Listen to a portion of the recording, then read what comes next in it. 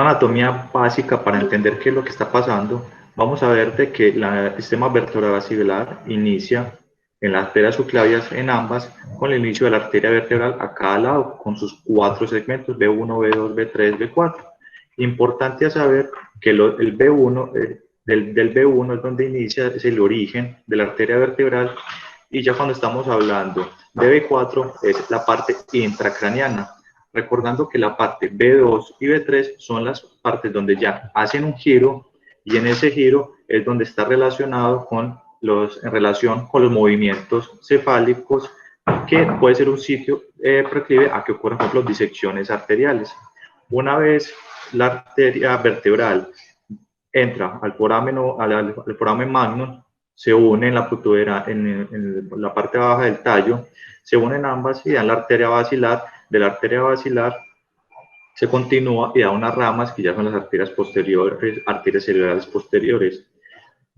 De la rama de la arteria vertebral ya sale la pica, y de la propia arteria basilar ya sale la arteria cerebelosa superior, y a su vez la arteria anteroinferior cerebelosa. Viendo este esquemado en el cerebro, ¿cómo se vería esto? Veremos de que todo lo relacionado con arterias vertebrales en su parte B4 ya inician con bulbo raquídeo. Basilar está adosada en la unión de la protuberancia del bulbo raquídeo, y ya vemos cómo se van haciendo la distribución de los diferentes territorios sanguíneos en las diferentes partes del cerebro, que ya lo vamos a ver con más detalle en una imagen de cortes axiales. Entonces veremos que en la parte inferior del cerebelo y las partes laterales del bulbo raquídeo, vamos a comenzar que comienza la irrigación del territorio de la pica, que es lo que veremos en azul. Vemos que esto sigue subiendo desde la parte inferior, parte media, seguimos todavía en parte lateral de la médula, ¿cierto? Vemos parte de la médula y ya comienza a aparecer irrigación de la arteria basilar en la unión entre la médula y el puente. Seguimos subiendo y ya hay un territorio completamente de puente. Vemos que ya los pedículos cerebelosos ya comienzan a ser irrigados por la arteria cerebelosa superior. Vemos que todavía la pica todavía irriga vermis, ¿cierto?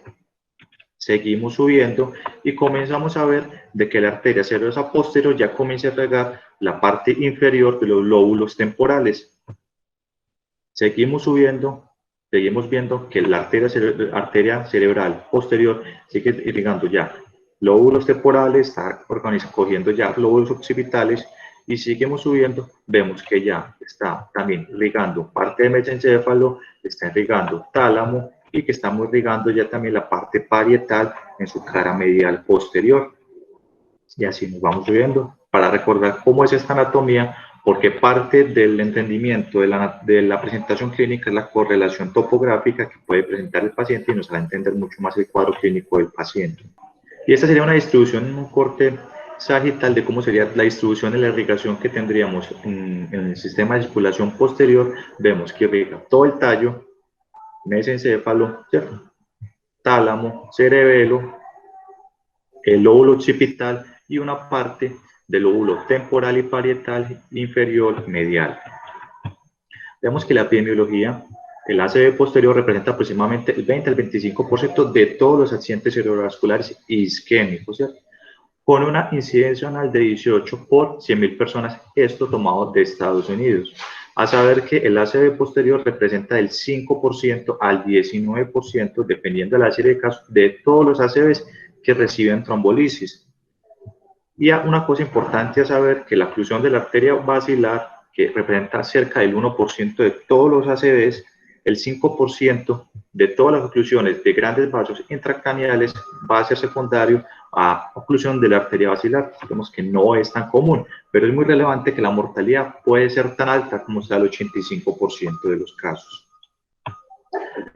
Aquí lo que les traigo a continuación es el registro del New England Medical Center de 2014, un registro que se toma mucho en las referencias bibliográficas, de que tomaron 304 pacientes con ACV de circulación posterior y los caracterizaron, dando cuenta de que de las etiologías que envolvieron algunas de las arterias del sistema vertebrobasilar, se dieron cuenta que solamente de arteria una estuviera envuelta en este proceso, se dieron cuenta de lo que fue la arteria vertebral en su origen, o sea, B1, posterior a inmediatamente a emergir de la arteria subclavia, fue de los más comunes, seguido de la arteria vertebral, pero ya intracraneal, B4 hacia arriba. Y vemos que no es despreciable que la arteria basilar esté también dentro de unas frecuencias, ten en cuenta que es un registro de 304 pacientes, representó el 46% de los casos, y vemos que a medida que vamos subiendo más, son menos frecuentes las etiologías de compromiso vascular más distales, como es la arteria cerebral posterior, la pica y la arteria cerebrosa superior. Vemos que ya no son tan frecuentes como las previamente mencionadas.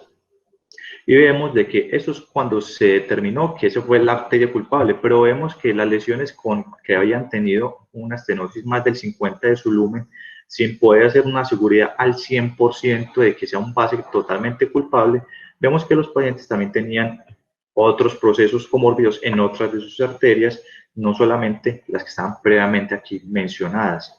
Entonces vemos que los pacientes muchas veces de circulación posterior generalmente tienen más de una arteria afectada o tienen un componente arteriosclerótico de base importante. También dentro de las etiologías, las que escriben en ese mismo registro del 2004, vemos de que lo que es oclusión de grandes vasos es la principal causa del stroke dentro del TOAS. Que el embolismo también es una causa no despreciable, cerca de un 40% de las causas que se presentan del stroke en circulación posterior.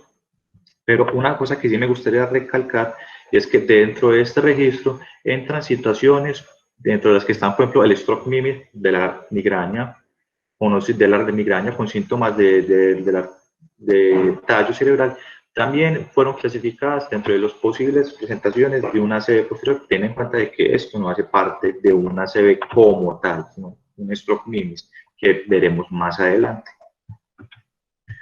Un aspecto importante a recalcar es la disección arterial, que se presenta con más frecuencia en las arterias vertebrales en comparación a otros sitios. Pero tener en cuenta de que esta disección de las arterias, que es el sitio más común de las arterias vertebrales, es más común en personas menores de 45 años. Y hemos de considerar un paciente con una ACV fosa posterior joven, la disección arterial, siendo la más común de las arterias vertebrales, como una etiología de la ACV. A saber de que esa disección arterial puede ser espontánea o incluso con un traumatismo mayor, que ese lo podemos sospechar más fácil, pero también con un traumatismo cervical menor, también lo pueden presentar los pacientes. Y dentro de como sabemos que las arterias vertebrales son las más afectadas, eso está en mucha consonancia por la propia anatomía de las arterias vertebrales, porque las arterias vertebrales, como les venía explicando en las primeras diapositivas, B2 y B3, que son los momentos en que la arteria vertebral discurre a través de los forámenes vertebrales y están en concordancia con el sitio de mayor movimiento cervical, que se puedan hacer fuerzas de diseñamiento que terminan haciendo la disección.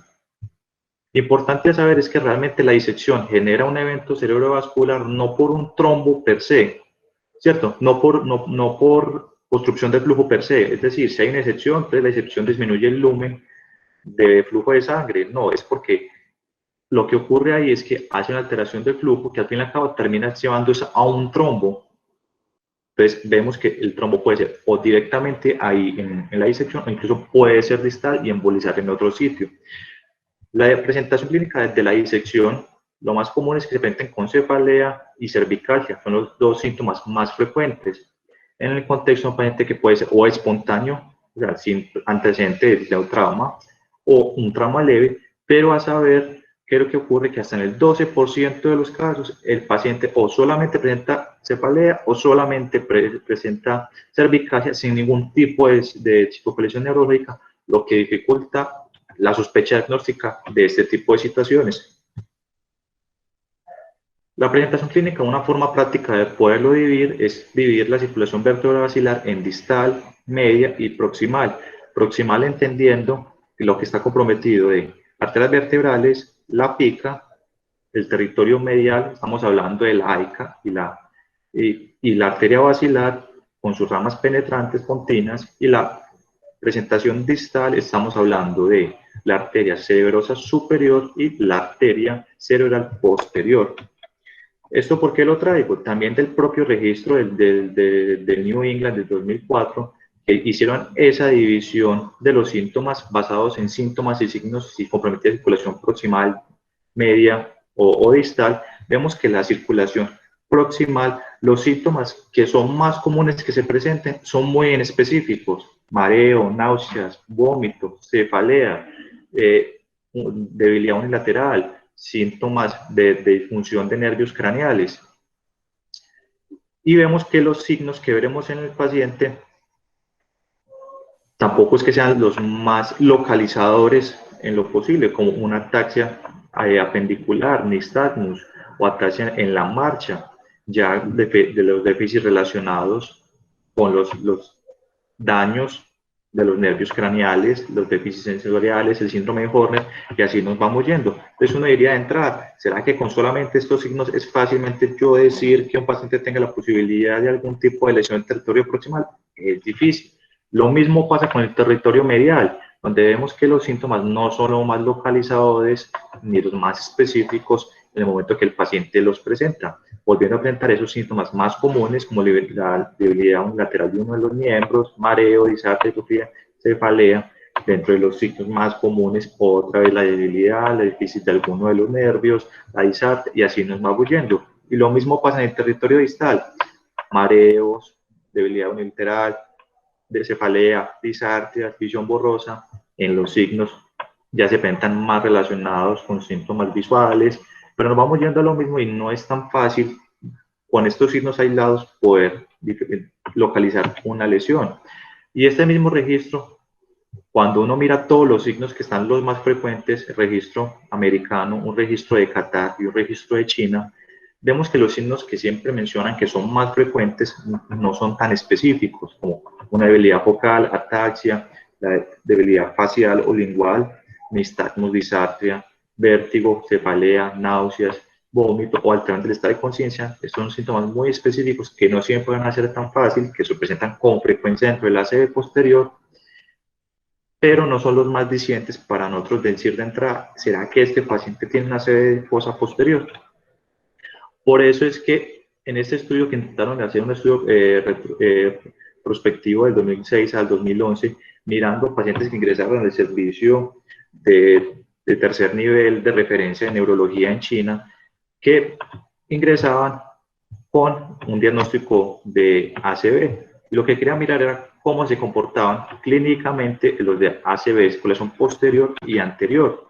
Y lo que vieron más que todo es que las características basales de los pacientes realmente no cambiaban mucho con respecto a sus factores de riesgo.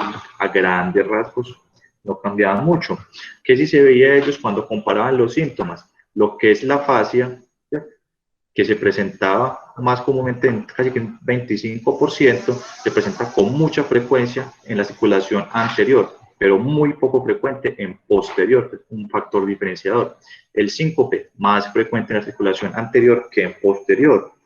La parálisis horizontal de la mirada, más frecuente en circulación anterior que en posterior. Y vemos todos estos síntomas: tinnitus, déficits motores, déficits sensitivos cruzados o motores cruzados, alteraciones oculomotoras, más allá de solamente la desviación hacia las miradas horizontales, síndrome de Horner, hemianopsias, diplopías, son mucho más comunes en los ACV de circulaciones posterior. Y vemos otros síntomas adicionales como son el nistagmus, vértigo, ataxia, náuseas, vómito, son mucho más frecuentes en ACV de circulaciones posteriores. Entonces, cuando el paciente comienza a presentar esta serie de síntomas, uno puede armarse de elementos para decir, este paciente clínicamente posiblemente tenga mayor probabilidad de tener una ACV de fosa posterior y no de una anterior. Y esto ya colocado en términos estadísticos, en medidas de asociación, se ha visto que lo que es el vértigo, ¿cierto?, tiene un valor predictivo positivo del 79%, lo que es el nistagmus de características centrales claramente, del 83%, un valor predictivo positivo, la diplopía, valor predictivo del 78%, un síndrome de Horner del 100%, o parecia oculomotora más allá de solamente desviación horizontal del 100%, los síndromes motores cruzados sensitivos y motores, casi que el 100% el motor y el 100% el sensitivo, y la cuadrantosia también un valor predictivo del 100%. Y vemos que el síndrome cruzado, lo que estamos hablando es una lesión de uno de los pares craneales, ipsilateral la lesión, y contralateral se presenta o alteración motora o sensitiva. Lo mismo aplica para la parte del nervio craneal. Entonces vemos que es contralateral la lesión. Eso se llama un síndrome cruzado. La oftalmología internuclear, cuando el menisco longitudinal medial se daña y no hay una interconexión entre los diferentes nervios craneales oculomotores, están desconectados, pupilas reactivas y la desviación ocular obliqua, o sea, el skew, me ubica la lesión en tallo cerebral casi que con un 100% de seguridad. Entonces, si el paciente llega a presentar alguno de estos signos que yo puedo evaluar, con seguridad la lesión está en tallo, estaríamos ya hablando de fosa posterior.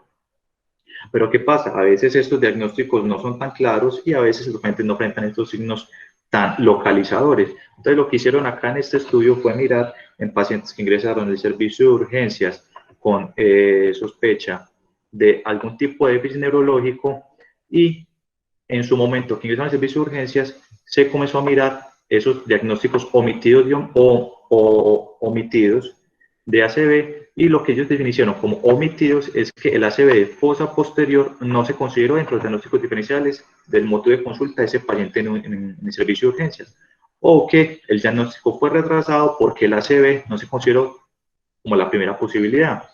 Entonces se dieron cuenta de los 465 pacientes que cumplían esta característica de omisión, de esos 103 fueron omitidos. O sea, hubo retrasos en los diagnósticos y en las estrategias terapéuticas en los pacientes. Y se dieron cuenta de que el ACV de circulación posterior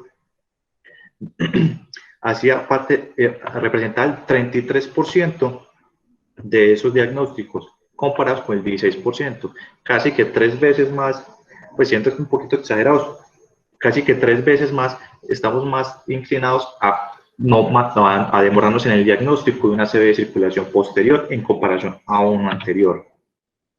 Entonces, ya entrando como en la clínica de los síndromes clínicos de la circulación posterior, que nosotros podamos iniciar en el paciente y podamos tratar de identificar que la lesión esté en esta zona, uno de los más comunes es el síndrome medular lateral o el síndrome de Wallenberg, que lo que no está hablando es una oclusión de la arteria vertebral intracraneal o una lesión de la pica. Y aquí lo que estamos viendo en esta lesión, síndrome medular lateral, estamos viendo que el paciente va a tener daño de las siguientes estructuras, o clínicamente lo podemos separar en estas estructuras para recordarlo más fácil. Lesiones vestibulares y cerebelosas. Pues claro, aquí estamos viendo que está lo relacionado con el pedículo cerebral, ¿cierto? Que es el cuerpo, el pedículo cerebeloso, ¿cierto? Que es el cuerpo restiriforme. Los núcleos vestibulares, ¿cierto? Aquí están, vemos que están comprometidos. Entonces vamos a tener en estos pacientes lo que sería, por lesiones vestibulares y cerebelosas, mareo, la ataxia, una ataxia troncal. La ataxia troncal, lo que estamos hablando es que el paciente, cuando está en una posición de sedestación sentado, hace laterospulsiones, no es capaz de mantenerse sentado bien, se va para los lados. La hipotonía, visión borrosa, diplopía. Entonces aquí estamos viendo en esencia síntomas cerebelosos, ¿cierto?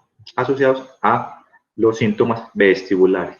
Los síntomas sensores, que estamos hablando de que estos pacientes hacen lesiones del tracto espinotalámico. Entonces, al tener esas lesiones del tracto espinotalámico, el paciente va a tener pérdida de la sensación y temperatura del lado ipsilateral de la lesión. Y como están esas mismas lesiones del trigeminal, ¿cierto? Por eso da esa alteración en la cara, como está la afectación del tracto espinotalámico, va a haber lesiones contralaterales del tronco y los miembros. Entonces, esto es un síndrome cruzado. Hablamos de vulvares porque está la afectación del núcleo ambiguo, recordando que aquí está incluido el nervio vago y el 12avo, el sexto, perdón, el noveno, perdón, y aquí lo que van a hacer más que todos los pacientes es alteraciones de la función del paladar faríngeo, y van a dar todo lo relacionado con alteraciones fonatorias, la disfagia y ya cuando hablamos de síntomas autonómicos estamos viendo que se daña la cadena simpática, entonces van a dar lo que es el síndrome de Horner en el paciente y los síntomas autonómicos relacionados más que todo con el ciclo sueño. Entonces vemos que al combinar estas características de síntomas vestibulares, severosos, sensorios, vulvares y autonómicos, configuran la sospecha de un síndrome de Wallenberg.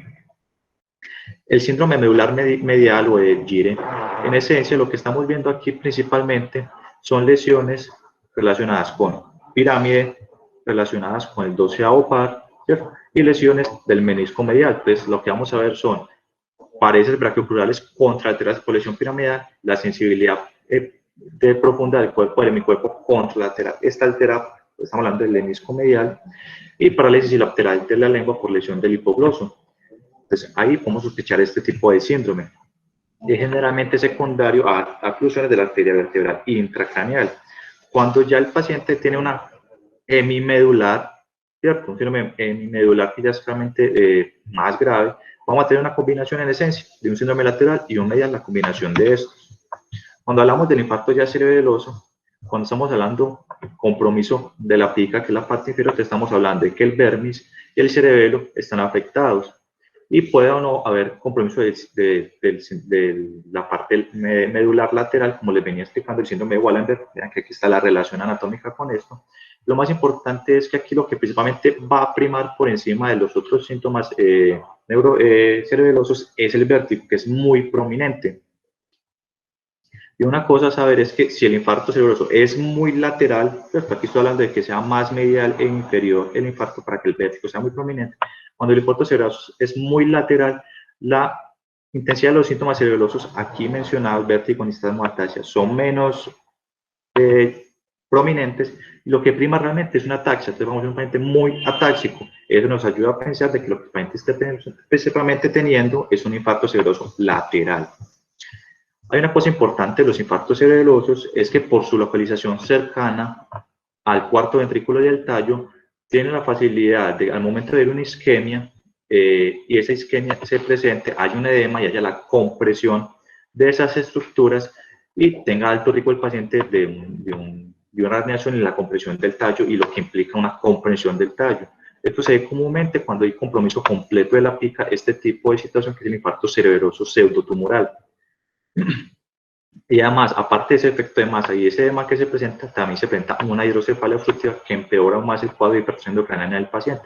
Lo típico es que los pacientes meten una cefalea muy intensa, muy refractaria a los manejos médicos analgésicos, vómito importante y depresión del estado de conciencia. Y a medida que se va presentando el compromiso del tallo cerebral, el Babinski va apareciendo. Ya cuando estamos hablando de ese vértigo que aparece dentro de los síntomas vestibulares del paciente, lo que hacemos es clasificarlo entre el HIT plus, recordando que el HIT plus lo que estamos mirando es Head Impulse, el impulso cefálico del paciente, el tipo de nistagmus, la presencia de desviación ocular, y el plus hace referencia a la presencia de una hipoacusia unilateral. Si el paciente presenta un patrón sugestivo negativo, es decir, que no tenga una sacada correctiva, el nistagmus sea de tipo evocada por la mirada, ¿cierto? Vertical, espontáneo, un torsional puro o que uno suprime por la mirada, que tenga un skew presente y que tenga hipoacusia, esto me da una sensibilidad del 99% y una especificidad del 97% para que el paciente, este síndrome vertiginoso agudo que está presentando, sea de origen central. Y yo sospecho aún más la presencia de un infarto de circulación posterior. La oclusión de la arteria basilar está relevante en la medida en que los pacientes en la 20 a 63% de los casos van a tener prodromos. Esos prodromos son principalmente de cefalea y vértigo, y otra parte de los pacientes presentan es AITs de síntomas propios de la arteria basilar. Uno de ellos, por ejemplo, son los drop attacks, que es unas oclusiones transitorias de la arteria basilar y el paciente, como esto está aquí transcurriendo el tracto piramidal, el paciente hace una pérdida súbita del tono postural. Y dentro de la arteria basilar hay una forma de clasificarlo dentro de la literatura, es si el compromiso es del territorio caudal o medio, si el compromiso es de la top de la basilar, que es ya cercana a la bifurcación paladar, a la arteria severosa posterior, y el otro es un síndrome que está muy en la literatura, que no lo ve mucho, que es el síndrome de enclaustramiento, donde el paciente completamente pierde sus funciones motoras y solamente presenta conciencia del paciente. Y recordar también que como hay compromiso de la arteria basilar, esta da ramas a la arteria cerebrosa superior, a la laica y la arteria cerebrosa cerebral posterior. Entonces, a medida que haya un compromiso importante de la arteria basilar, van a haber también compromisos o síntomas relacionados con los territorios vasculares, aquí mencionados, que son ramas de la arteria basilar. Una forma fácil, así como lo estamos mirando en los otros síndromes, es dividir los síntomas de la oclusión de la arteria basilar en síntomas corticoespinales mediados por realmente debilidad del paciente, de características de neurona motora superior, síntomas corticovulvares, que nos está hablando es síntomas de compromiso de pares craneales vulvares, debilidad facial, disartria, disfagia, ¿cierto? Los oculomotores, lo que es la diplopía, que haya una alteración en la motilidad ocular, ¿cierto? Nistagmus, la oftalmología internuclear, y la presencia, que esta ya es muy relevante, que es la lesión del sistema reticular activador, siendo la característica más prominente de todas dentro de la oclusión de la arteria basilar, la presencia de la alteración de la conciencia del paciente. Entonces vemos que al dividirlo en estos síntomas, córtico espinal, oculomotor y lesión del sistema reticular activador, vamos a poder enfocarnos de la posibilidad de que el paciente tenga una oclusión de la arteria basilar. El síndrome de la TOP basilar, que sería en esencia una lesión en este sitio, ¿cierto? Arteria basilar cercana a la rama, a la bifurcación ya de la arteria posterior, arteria cerebral posterior, recordando que la arteria cerebral posterior también da ramas hacia el tálamo. Y lo que vamos a hacer en el paciente es estos 4 síntomas grandes: una ceguera cortical, ¿cierto?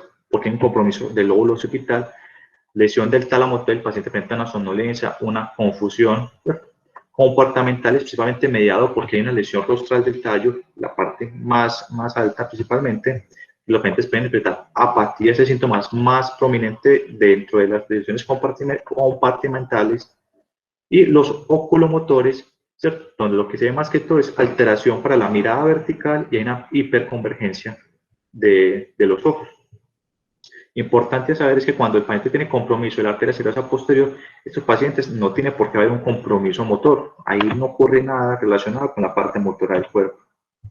Cuando ya tenemos un compromiso de la arteria cerebrosa anterior inferior, aquí lo que más realmente va a estar relevante son los relacionados con las lesiones del quinto par, que es la hipostesia hemifacial ipsilateral, Horner, recordad que la cadena simpática recorre por este lado, la ataxia apendicular, recordando que por acá cerquita está uno de los pedículos cerebrales, la oftalmología internuclear, por aquí está ocurriendo el fascículo longitudinal medial, y la paresia del séptimo par y lateral. Recordad también de que la AICA da la irrigación para la cóclea del laberinto, entonces pueden dar la hipoacusia. Cuando ya estamos hablando de la arteria cerebral anterior, aquí lo que está ocurriendo es más que todo una lesión de mesencéfalo y de cerebelo superior. Al haber una lesión de mesencéfalo, estamos hablando de pares altos, parálisis del cuarto par, ¿cierto? La hipoestesia de la hemicara ipsilateral, ¿cierto? Y como por aquí también transcurre el menisco medial, va a haber una hipoestesia brachiocural, o sea, de brazos, piernas contralaterales y el Horner. Entonces, mira que aquí estamos repitiendo lo que siempre hemos venido haciendo a lo largo de la charla de los síndromes cruzados y compromiso de pares craneales. Ya cuando está el compromiso cerebroso superior, ¿cierto? Los pedículos que hay asociados ahí, se da una ataxia troncal, también en la marcha, y la dismetría, o sea, síntomas propios de disfunción cerebelosa. Y ya de la arteria cerebral posterior, adicionalmente a lo que ya venía mencionando, hay una cosa muy importante por la irrigación propia del tálamo que tienen estos pacientes, es la pérdida sensorial total homolateral. Eso quiere decir que el paciente pierde sensibilidad superficial y profunda, cual esté de la propiocepción, vibración, dolor, calor, todo esto lo pierde, una pérdida completa, y esto asegura con mucha posibilidad de que el paciente tenga una lesión de la arteria cerebrosa posterior si se acompaña de una hemianopsia, que nos está hablando de un compromiso de cerebelo de lóbulo posterior. Entonces es como lo más relevante a recalcar de este tipo de situaciones. Y lo que pasa a veces, como les venía mencionando al principio, de que en el estudio del New England del 2004 se habló de la migraña como dentro de las causas, no de las causas, dentro de los síntomas grandes que puede presentar el paciente y confundirnos con un ACV, están los imitadores de ACV, stroke, ¿cierto? Que es el débil neurológico, pero realmente el origen no es, una isquemia o una etiología vascular, que puede ser hasta el 10% de todas las causas de ACV en los pacientes o sospechadas de ACV. Y ya los camaleones de stroke, que en esencia son ACV, o sea, hay realmente en isquemia, pero que tienen presentaciones inusuales. Por ejemplo, el paciente que solamente hace una lesión de ganglios basales y solamente hace movimientos anormales tipo hemicorea, eso es una presentación inusual que posiblemente no siempre la consideremos como un ACV. Y dentro del ACV de circulación posterior, lo que es la migraña con síntomas de tallo o migraña basilar previamente conocida, lo que es el PRES, neuropatías craneales como el Miller-Fisher, por ejemplo, o la miastenia gravis, o mielonitis póntica central, cuando ocurre todos estos trastornos relacionados con la corrección del sodio, pueden ser situaciones que tienden con síntomas sugestivos de ACV posterior, de fosa posterior, pero realmente no hay como tal una isquemia. Entonces les voy a traer como una clave diagnóstica más importante de la migraña con síntomas de tallo. Y lo más importante de todo, aparte de saberse los síntomas que debe presentar de acuerdo a la clasificación internacional de cefalea, que debe cumplir dos de los siguientes, que dice ARTA, que debe vértigo, tinnitus, hipoacusia, diplopía, ataxia, alteración del estado de conciencia. Lo importante y más importante de todo es que los pacientes con migraña van a tener síntomas progresivos. Los síntomas progresivos generalmente son en 5 minutos, no son tan intensos desde el principio como ocurriría en un evento cerebrovascular agudo. Y a saber que no necesariamente tienen que resolver espontáneamente, rápidamente, se pueden tomar hasta 72 horas en resolver. Y no necesariamente todos los pacientes con migraña van a tener cefalea. Puede ser que el primer episodio que nosotros nos enfrentemos en el servicio de urgencias sea el primer episodio de cefalea del paciente con síntomas de aura y que justamente ese episodio que ella presentó no sea de cefalea, sino solamente síntomas de tallo. Entonces nos complica más el diagnóstico. Por eso les recalco que en migraña con síntomas de tallo, lo que importa es el aura entendida como síntomas progresivos. Ahora, uno puede decir, me entró la duda, no estoy seguro, ¿será que esa joven con síntomas de tallo tiene o no el infarto, tiene una ACV cosa posterior, la va a trombolizar? Lo que era en este registro es que los pacientes que tenían un stroke mimis y fueron trombolizados, la presencia de hemorragia intracraneal sintomática en el registro de ellos, de 5 años que ellos recogieron, de 75 pacientes, se presentó solamente en 1% de los casos, sin complicaciones de orodema lingual y de complicaciones de sangreado extracraneal menor en el 2% de los casos. Pero ellos también hicieron una revisión de la literatura con un metaanálisis, hicieron cuenta y recopilaron 9 estudios, ¿cierto? De esos 9 estudios demostraron que el 0.5% de los pacientes, de 392 pacientes incluidos ahí, presentaron el evento de la hemorragia sintomática intracraneal, en el peor de los casos, el 2%. Y vemos que las otras cosas, como el edema orolingual, se presentó en el peor de los casos el 2%.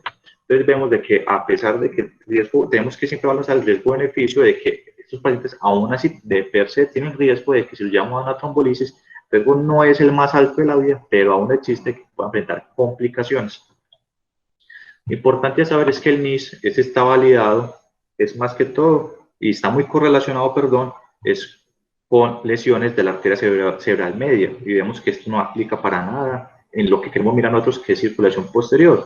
Entonces, hay una infraestimación de la gravedad del ACV. Entonces, por ahí es donde entra el NIS expandido, y lo que está haciendo el NIS expandido es que le está adicionando lo siguiente, que a las miradas horizontales le agregamos un movimiento vertical de los ojos, que a la parálisis facial le adicionamos la valoración de otros nervios, que son el hipoglosio, de otros pares craneales, el hipoglosio, el glosofaringio, y a la ataxia de los miembros le adicionamos la ataxia truncal, con los mismos puntajes. Entonces, añadimos estas cosas que nos sugieren más tallo y cerebelo.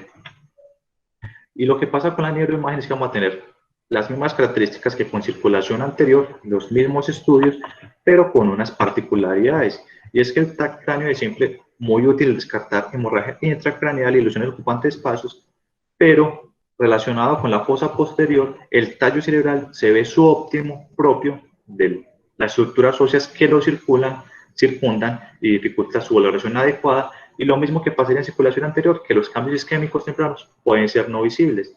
Entonces vemos que el TAC en fosa posterior tiene realmente una sensibilidad bajita, y cuando esto se compara con la resonancia magnética en el protocolo de difusión, vemos de que lo que es esta sensibilidad comparada con la propia resonancia sigue aún siendo bajita, pero cuando lo separamos a fosa posterior en total, del 41%, y cuando miramos la sensibilidad propia de la tomografía en cerebelo, sube un poco más, pero efectivamente en tallo cae completamente esa sensibilidad al 33%. Aún así, sigue siendo mala la sensibilidad de la tomografía en fosa posterior. Pero podemos ver en el 20 a 30% de los casos el signo de la arteria severa, arteria basilar hiperdensa, como vemos en la imagen acá. Y lo vuelve a pasar algo muy parecido con el NIS, que el aspecto que utilizamos normalmente en stroke no se correlaciona adecuadamente con la circulación posterior.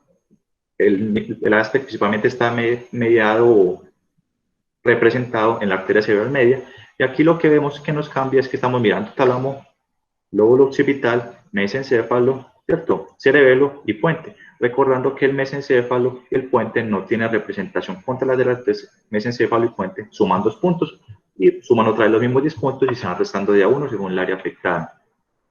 ¿Cierto? La angiotomografía de cráneo nos sirve para determinar la oclusión de grandes vasos y mirar cuáles son susceptibles de manejo endovascular, una buena sensibilidad y especificidad, ¿cierto? Lo ideal sería que nuestros pacientes que estamos escuchando lesión de grandes vasos, inmediatamente después de haber descartado sangrado, seguir con la angiotomografía de cráneo y lo que vemos ya en la resonancia magnética cerebral, lo que vamos a ver en las imágenes de difusión, que es la imagen más importante que vamos a tener en la fosa posterior para nosotros hacer el diagnóstico con una muy buena sensibilidad en comparación al TAC, una buena especificidad en comparación al TAC. La resonancia magnética debería ser el método ideal de diagnóstico en fosa posterior. Y una cosa que uno podría decir, ¿será que si hago resonancia no es la angiografía? Puede ser, ¿cierto? Se puede utilizar, pero también el angiotac en estos pacientes se ha demostrado que tiene buena correlación tanto en la angiografía como el angiotac para evidenciar lesiones oclusivas de grandes vasos. Lo que nosotros miraríamos en los ACV del despertar con los estudios de Wake Up Trail, estos estudios solamente el 4.8% eran relacionados con fosa posterior, eran de circulación posterior, pues esto es, todavía aún no lo podemos extrapolar a los resultados a fosa posterior, pues estos no se pueden utilizar todavía en este contexto. Lo mismo pasaría con las imágenes de perfusión que miraríamos para las áreas de penumbra e isquemia, la relación entre estos, a ver si el paciente se puede beneficiar de manejo endovascular, como nos demostró los estudios de Fuse y Down. Estos pacientes, los incluidos ahí, no incluían para nada pacientes de ACV de fosa posterior, incluían el ACV proximal y arteria carótida interna. Ya lo que nos recomienda las asociaciones con respecto a las imágenes relacionadas con la circulación de fosa posterior, nos recomiendan la angiotac con angioresonancia para descartar oclusiones de grandes vasos y nos recomiendan usar el Doppler para valorar las oclusiones de arterias vertebrales. Utilizarlo solamente si no tengo disponibilidad de angiotac o hacer angioresonancia. El tratamiento de estos pacientes va a ser en esencia el mismo del ACV de circulación anterior, con una pequeña llamado a atención a vigilar a los pacientes de lo que les mencionaba, del gran efecto de masa que puede generar un gran efecto de masa y de edema citotóxico que puede generar los infartos de cerebelo y hacer un compromiso del tallo. Entonces, estos pacientes adicionalmente hacen la hidrocefalia obstructiva, entonces es más común que estos pacientes hagan mayores edemas cerebrales malignos, hagan mayores compresiones y hagan mayores cefaleas obstructivas. En estos pacientes somos un poco más concisos y vigilantes ante estos, pero aún así no hay indicación de profilaxis medicamentosa de entrada a todos, eso aún no está recomendado. Es vigilancia de las mismas estrategias que vigilaríamos los ACV de circulación posterior con el TAC temprano. Ya cuando nos miramos en el manejo para mirar exactamente estrategias de repercusión, las recomendaciones más recientes de las asociaciones de la AJA nos recomiendan la trombolisis, siempre y cuando el paciente tenga los mismos criterios de inclusión y los cumpla y no cumpla ninguno de los de exclusión, trombolizarlos de la misma forma como hacemos con los ACV de circulación anterior. Pero recordar que los ACV de circulación posterior realmente han sido poco representativos en los diferentes estudios donde se han hecho las recomendaciones para los ACV de circulación anterior, siendo el de la muestra más representativa de todos los estudios, el IST3. Y vemos que en el IST3, ¿cierto?, que lo que fueron en este ensayo fue aleatorizar la teplasa versus control, ¿cierto?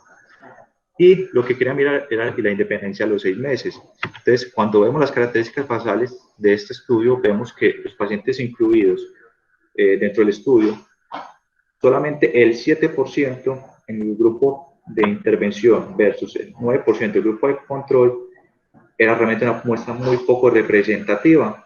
Es difícil sacar a partir de ese estudio, que es de los más grandes, que cogió más gente de circulación posterior y aplicaron trombolisis, y donde se basan mucho de las recomendaciones, vemos que la muestra no es muy representativa para el infarto de cerebroso posterior. Y vemos que los estimadores puntuales al mirar el estudio sobrepasan la unidad y pierden esta significancia estadística para la circulación posterior. Ya cuando miramos cosas específicas, como sería, por ejemplo, el estudio BASICS, que lo que trató de hacer fue el manejo trombolítico y endovascular de la oclusión de la arteria cerebrosa, de la arteria basilar.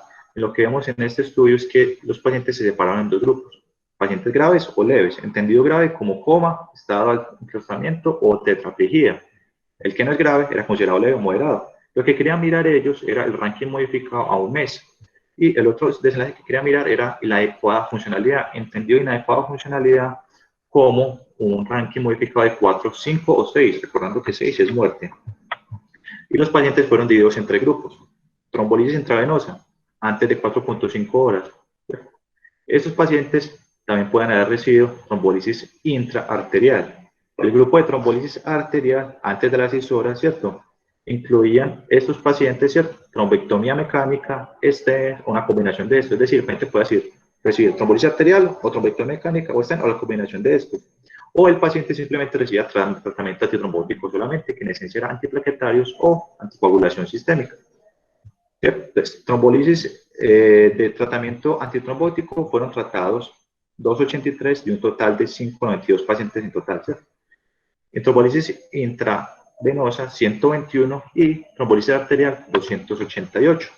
Lo que vemos en las características basales de los pacientes y lo que vemos en los resultados es que generalmente los pacientes eran más graves, o sea, tenían un mismo mucho más alto en los pacientes que eran manejados con estrategias intervencionistas, de estrategias de manejo endovenoso o endovascular. Y vemos que la causa realmente del stroke se mantuvo muy balanceada entre el paciente. Lo que es importante recalcar acá es que a pesar de las estrategias implementadas, la mortalidad aún seguía siendo alta. Incluso en los pacientes con IBIS, que ellos consideran como moderado o leve, era tan alta como hasta más o menos un 20%, casi un 20%.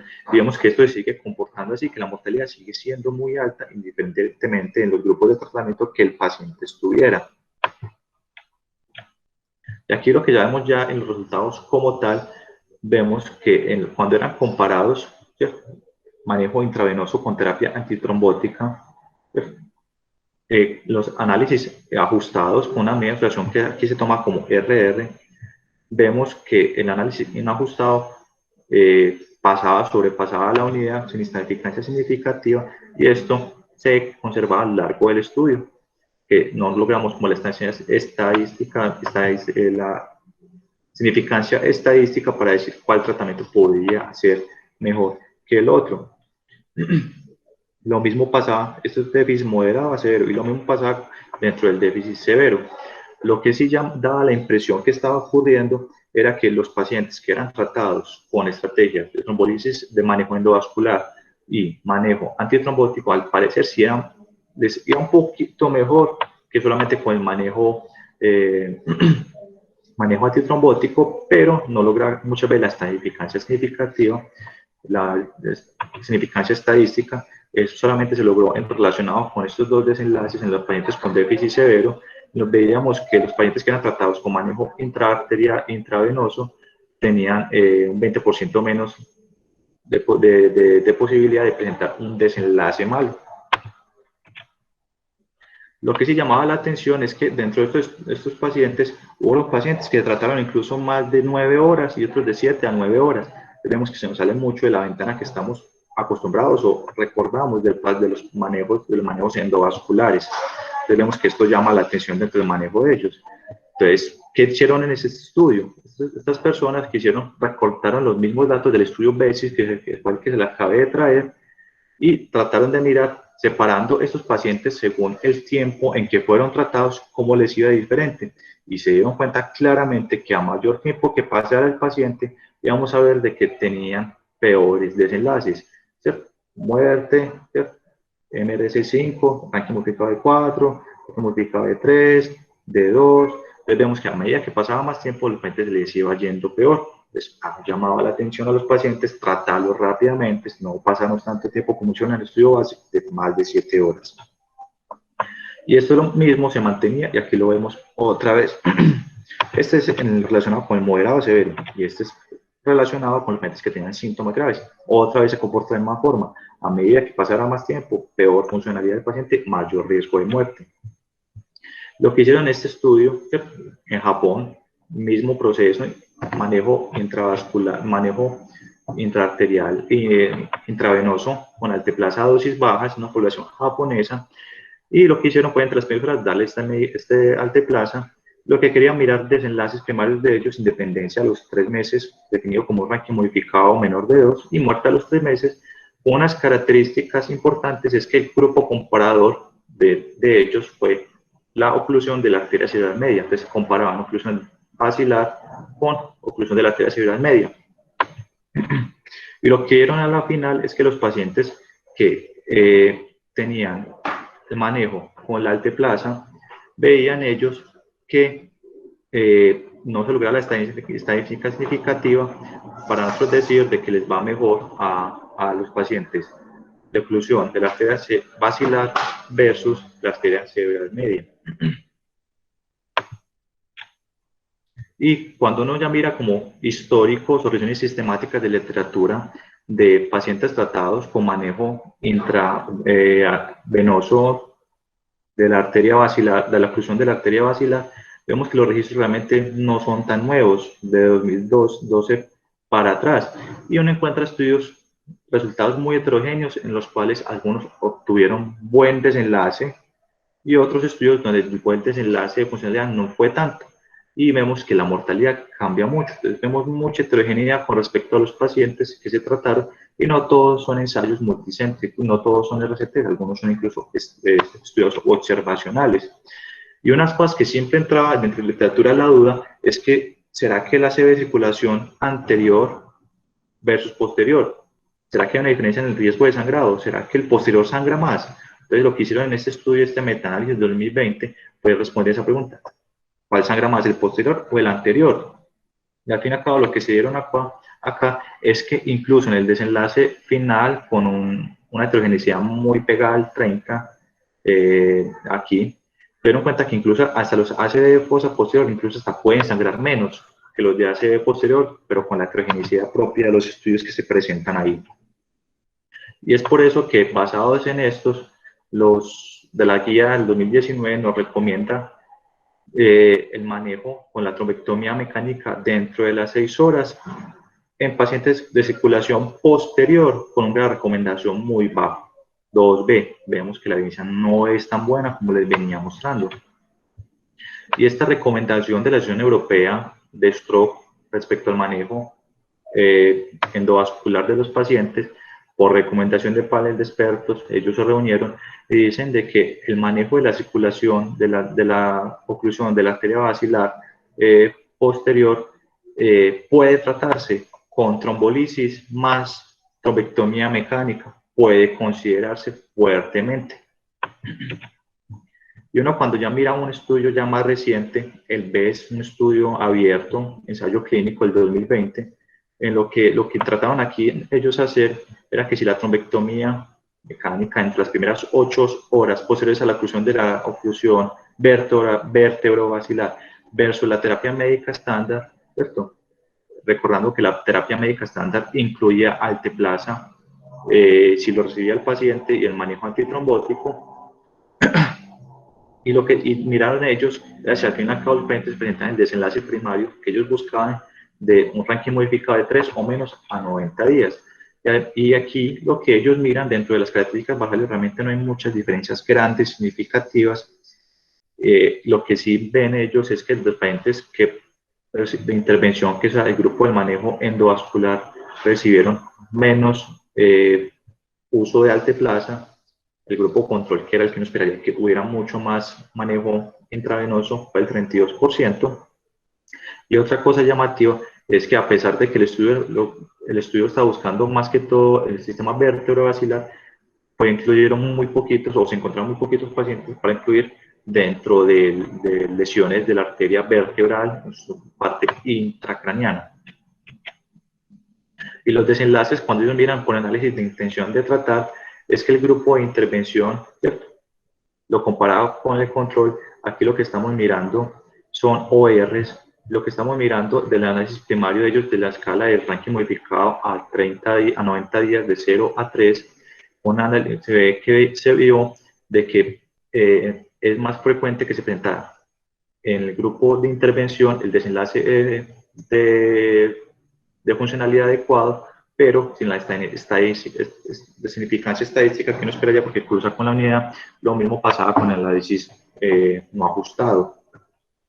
Y vemos que ya cuando hacen el análisis por protocolo de los elementos, vemos que sí nos puede dar un poco más lo relacionado a encontrar la significancia estadística, al ver que los pacientes tratados con manejo endovascular tenían una mayor posibilidad de presentar un mejor desenlace funcional a los 90 días comparados con el manejo médico estándar. Otro registro del grupo basilar, ¿cierto?, del 2020, este es un estudio ya de corte no autorizado por respectivo de China. Lo que quieren mirar ellos es que los pacientes que en las primeras 24 horas recibían tratamiento médico estándar, ¿cierto?, que podía incluir una trombolisis versus la terapia endovascular. Entendía esta como la terapia estándar más stent o tromboaspiración o angioplasia o trombolisis intraarterial. Lo que querían mirar ellos era el desenlace de funcionalidad, de la mejoría del ranking modificado a los 90 días, el desenlace secundario de ese ranking modificado de 3 o menos a los 90 días. Y lo que vemos aquí es que el mecanismo del stroke en ellos, en estos pacientes, hubo unas diferencias relacionadas que fue más frecuente el manejo endovascular cuando en los pacientes con cardioembolismo. Y vemos que la causa criogénica era mucho más común en el manejo de control, ¿cierto? Vemos una distribución dispareja con respecto a cuál fue el lugar de la oclusión, si el sistema vertebral o de qué parte de la arteria basilar estaba ocluida. Y lo que vemos, al fin y al cabo, otra cosa relevante es que los tiempos de atención o los tiempos de inicio del tratamiento en estos pacientes se mantuvo muy parecidos se mantuvieron estos tipos de tratamiento. Y lo que vemos acá son los estimadores ya puntuales de los porcentajes de los eventos que se presentaron. Y vemos que en el grupo de manejo endovascular se presentaron mayor cantidad de pacientes con adecuada escala funcional de 0, 1, 2 y 3 en comparación al manejo de control, ¿cierto?, un manejo ya, un análisis ya como tal, completo. Y ya viendo esto con los estimadores puntuales, vemos que los pacientes que eran manejados con el manejo endovascular tenían una mayor posibilidad, esto aquí lo mencionan como ORs, de presentar en el desenlace buscado, que es la mejoría del ranking score, y también dentro del análisis del desenlace secundario de un ranking score de menor de 0,3. Vemos que esto se mantiene, estos medidas de asociación por encima de la unidad, y son estadísticamente significativos hacia el beneficio de utilizar el manejo endovascular en los pacientes con oclusiones del sistema vertebrovascular. Y una cosa, pues, que tendríamos que hacer en los pacientes que tienen lesión de la arteria, lesiones del sistema vertebral, ¿qué se puede considerar para ellos dentro del manejo? Dentro de estas recomendaciones de las guías de 2011, se puede recomendar el stent en angioplastia, para estenosis mayores del 50 al 70%, siempre y cuando la lesión sea del origen de la arteria radial B1. Y esto debe ser en el caso de que el paciente tenga la fusión de un ipsilateral y que haya una contralateral, o que solamente tenga uno de los vasos, o haya una atresia de los vasos, ¿cierto? Pero que también tenga uno de los siguientes, es decir, que el paciente tenga una sede de circulación posterior, que tenga historia de AIT, o que tenga una enfermedad adicional de circulación anterior, o el que nos importa a nosotros, enfermedad unilateral sintomática, sin importar esto de arriba, o sea, el paciente con una sede de Franco, que el compromiso es sugestivo de arteria vertebral, se recomienda el manejo endovascular.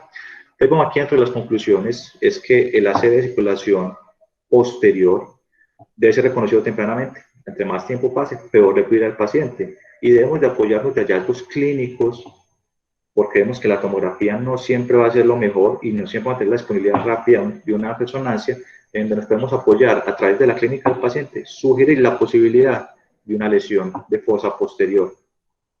Y que muchas estrategias de reperfusión que se utilizan actualmente las extrapolamos de gran parte de las ACV de circulación posterior.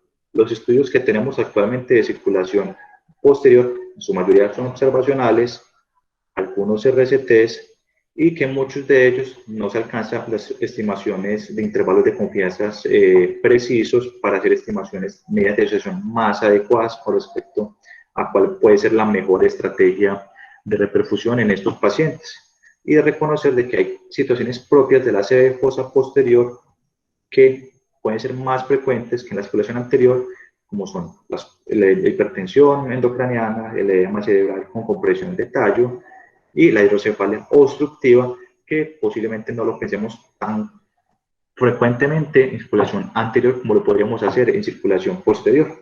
Y eso es todo lo que tengo el día de hoy.